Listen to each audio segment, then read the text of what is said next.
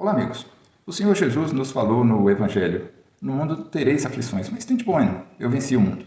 Nossa, mas por que eu comecei esse vídeo falando de uma coisa dessa? Para lembrar que, a despeito de todas as dificuldades, o Senhor está no controle e Ele ama a sua igreja. Nós falamos nos vídeos passados a respeito do comunismo, do bolivarianismo e do globalismo que nos ameaçam. Os links dos vídeos estão na descrição. Nós não falaremos a respeito do islamismo, porque a chance de um regime islâmico dominar o Brasil é muito pequena na atualidade. Portanto, nós não vamos mencionar. Mas nós vamos falar hoje sobre o conservadorismo cristão.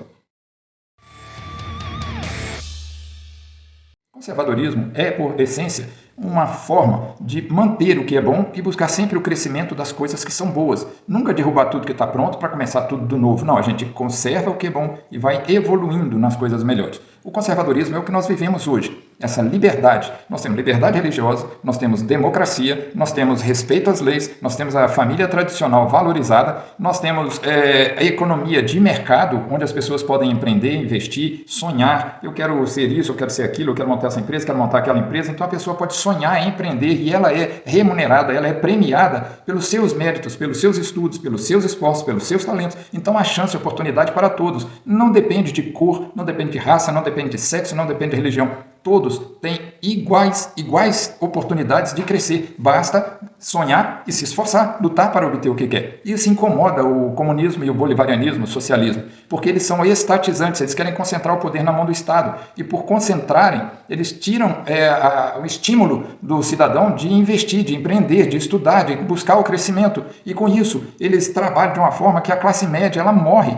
E eles odeiam a classe média, porque é exatamente essa classe média que é a classe pensante, a classe trabalhadora, a classe que quer crescer. Eles não querem que cresça, eles dividem a sociedade em dois agrupamentos, o que governa e os que são governados, pobres e miseráveis. Não existe socialismo no mundo onde todo mundo é igualmente rico, mas existe socialismo no mundo onde existe um governo rico e todos igualmente pobres lá embaixo. Então eles estatizam as grandes produções, eles são muito burocratas e essa burocracia empecilha o desenvolvimento, cria oportunidade para a corrupção, há um achatamento salarial, há fuga de capital porque ninguém quer investir num país socialista, então gera desemprego, tudo de ruim. Igualmente, o globalismo também ele se opõe ao conservadorismo cristão porque ele quer concentrar o poder na mão de poucos ou de um, no caso.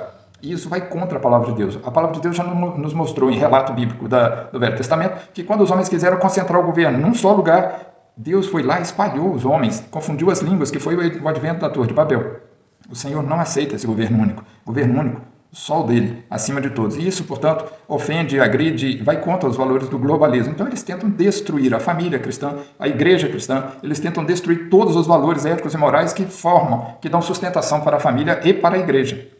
Então nós estamos vendo que o cenário de futuro são, na maioria, desfavoráveis. O único cenário bom de futuro é se a gente conseguir conservar o conservadorismo cristão. Exatamente isso. Então nós precisamos lutar. Por que eles estão tão interessados no Brasil? Por que eles ficam lutando para derrubar o que está bem feito aqui no país? Porque o Brasil é rico em terras agricultáveis e o mundo precisa de alimento. 8 bilhões de habitantes crescendo, eles precisam de alimento. O mundo precisa de água potável. O Brasil tem abundância de água doce disponível na superfície, em rios e lagos. Eles precisam de recursos minerais. O Brasil é rico em minerais no seu subsolo. Eles precisam de peixes e o Brasil tem uma extensa área de litoral. E, além de tudo, o Brasil tem um povo manso, ignorante na política e que não é dado às práticas de guerra. Portanto, é um povo manipulável e facilmente dominável. Então, a gente fica pensando assim, poxa, se nem o comunismo que é forte vai resistir ao globalismo, por que lutar? Nós lutamos porque Deus está no controle. Ele é Senhor sobre o mundo e sobre a nossa vida. Não cai nem um fio de cabelo da nossa cabeça sem que o Senhor permita. Então, nós lutamos para manter a liberdade do nosso país, para que a igreja de Cristo também seja livre e nós possamos viver e pregar o Evangelho de Cristo e enviar missionários para que os eleitos do Senhor sejam alcançados e haja salvação. Nós lutamos porque, independente de estarmos em liberdade e sob a opressão desses regimes, nós vivemos como se Jesus voltasse amanhã. Nós estamos esperando o Senhor voltar e preocupados com aqueles que ainda não conhecem a palavra de Deus. Lembre-se como foi em Jerusalém na época da perseguição da igreja. As pessoas fugiram e assim o evangelho se espalhou pela Judéia, Samaria e até os confins do mundo. Chegou a mim e a você dessa forma. Às vezes, no meio dessas tribulações, Deus nos usa para que a palavra dele alcance o seu povo eleito. Então, persevere. Lute por você, lute pelo seu filho, lute pela liberdade do nosso país, pela liberdade da Igreja de Cristo. Deus está no controle e nós lutaremos até que Ele volte. Portanto, o conservadorismo cristão é o que há de melhor e é o que nós temos hoje. Não vamos perder isso. É muito importante que a população brasileira seja bem educada politicamente, eles precisam ouvir essas coisas. Portanto, Participe desse trabalho, como fortalecendo esse canal. Inscreva-se no canal, ative o sininho das notificações para você receber os demais vídeos, deixe o seu like para que o vídeo seja mais divulgado e compartilhe. É muito importante compartilhar o vídeo com as pessoas para que elas venham tomar conhecimento e se juntar a nós, para a gente fortalecer nesta luta em favor do nosso país, dos nossos filhos e da Igreja de Cristo. Fiquem todos com Deus, um forte abraço. Tchau, tchau.